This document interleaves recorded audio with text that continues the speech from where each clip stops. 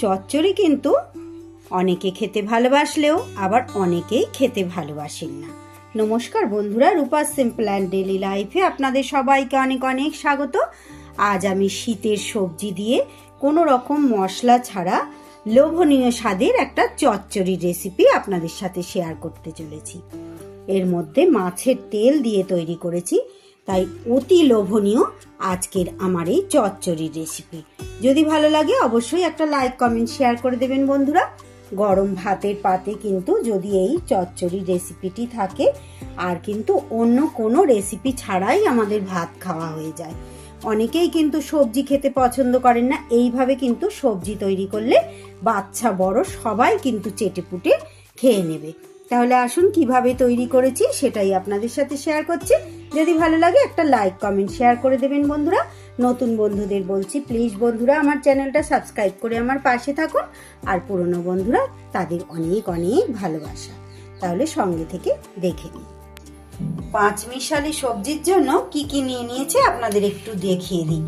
পাঁচমিশালি আর হয়নি, সাত রকমের সবজি হয়ে গেছে। এখানে আমি দুটো আলুকে কেটে নিয়েছি ডুমো ডুমো করে। শীতের সবজি সব রকমই রয়েছে প্রায়, আরো অনেক কিছু শীতকালের সবজি পাওয়া যায়, অবশ্যই আপনারা এর সাথে অ্যাড করতে পারেন। নিয়ে নিয়েছি বরবটি, আছে বেগুন, আছে শিম, আছে মিষ্টি কুমড়ো, এখানে আছে কাঁকরোল, আর আছে মূলো, আর বাটিতে আলু। কড়াইতে আমি তেল দিয়ে দিয়েছি। তেল গরম হলে দিয়ে দিচ্ছি আলু। আলুগুলোকে সবার প্রথমে একটু ভালো করে ভেজে নেব। আলুগুলো লাল লাল হয়ে গেলে এবার এর উপরে আমি কুমড়োর টুকরোগুলো দিয়ে দিলাম। পাঁচমিশালি সবজি রান্না করতে গেলে বন্ধুরা সবজির পরিমাণটা কিন্তু অনেকটাই বেশি হয়ে যায়। আর শীতকালে বিভিন্ন রকমের সবজি পাওয়া যায়। শীতের সবজি কিন্তু একটু বেশ আলাদা রকম স্বাদই থাকে। আলু কুমড়ো ভাজা হয়ে গেলে আর কিন্তু অন্য বাকি সবজিগুলো কিছুই আমি ভাজবো না, মানে আলাদা করে ভাজবো না। এগুলোকে সবই আমি একসাথে এবার কড়াইতে দিয়ে দিচ্ছি আস্তে আস্তে। এবার সব সবজিগুলো একসাথে আমি ভেজে নেব, কোনো রকম মশলা ব্যবহার করব না। সবজি তো আমাদের প্রত্যেকটা মানুষেরই খুবই খাওয়ার প্রয়োজন। যতই আমরা মাছ মাংস ডিম খাই না কেন, সবজি কিন্তু স্বাস্থ্যের পক্ষে একটা দারুণ উপযোগী, যে কোনো সবজি।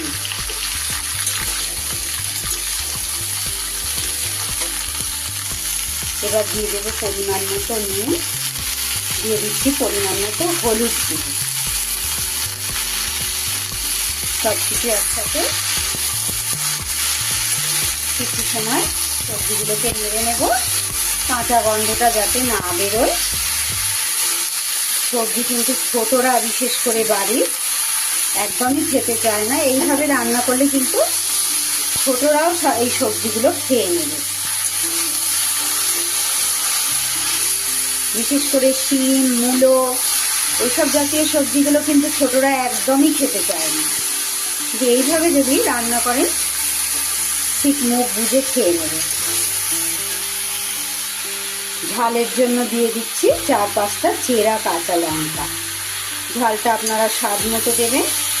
সব কিছু খুব ভালোভাবে মিশিয়ে দিচ্ছি আরও একবার। এবার পরিমাণ মতো জল দিয়ে দেব। খুব বেশি জল লাগবে না।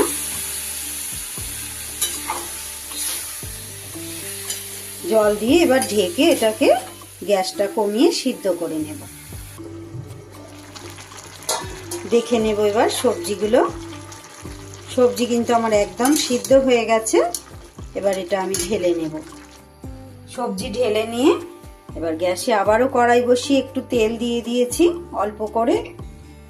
তেলের মধ্যে দিয়ে দিচ্ছি একটু পেঁয়াজ। একটা মাঝারি সাইজের পেঁয়াজকে কুচি করে রেখেছিলাম। পেঁয়াজটা একটু ভালো করে ভেজে নেব। পেঁয়াজটা যখন এইভাবে ভাজা হয়ে যাবে, খুব মুচমুচে করে ভাজার দরকার নেই। আমি আগে থেকে কিন্তু এটা কাতলা মাছের তেল ভালো করে পরিষ্কার করে ধুয়ে বেছে ভেজে রেখেছিলাম। তেলটা দিয়ে দিলাম এর মধ্যে। পেঁয়াজের সাথে খুব ভালো করে ভেজে নেব আরও একবার। মাছের তেলের সাথে পেঁয়াজটা আবারও একবার ভালো করে ভেজে নিয়ে এইবার সবজিটা দিয়ে দেব।